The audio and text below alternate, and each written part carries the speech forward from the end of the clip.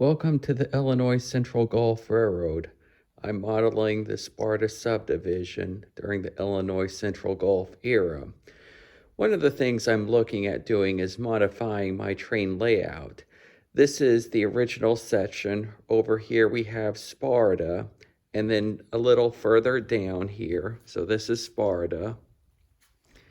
And then a little further down here, we have Baldwin, Illinois. And there's the Illinois power plant right over there. I'm looking at actually making a couple of modifications to this original section.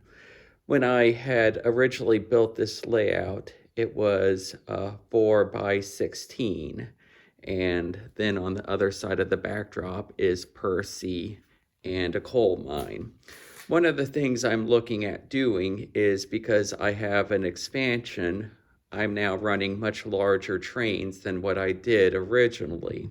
So what I'm thinking about doing is using this siding here in Sparta. There's the Sparta station. And then where this siding actually ends, going ahead and extending it all the way to Baldwin, essentially making that a double track.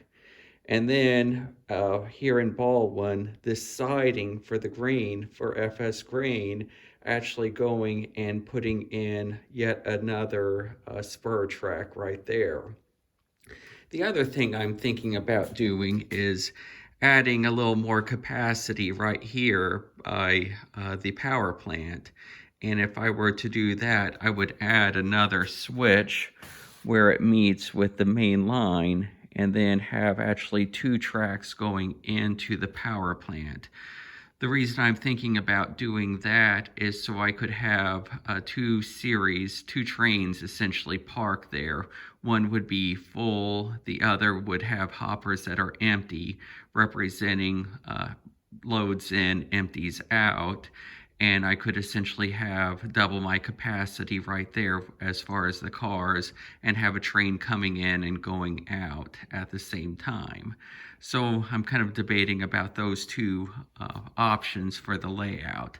So I'm curious about your thoughts, and if you have any other recommendations or suggestions. So, of course, if I do make this modification, one of the things that I would also have to modify is right here at Sparta, where the what's now the Union Pacific, formerly Missouri Pacific, crossed the tracks there.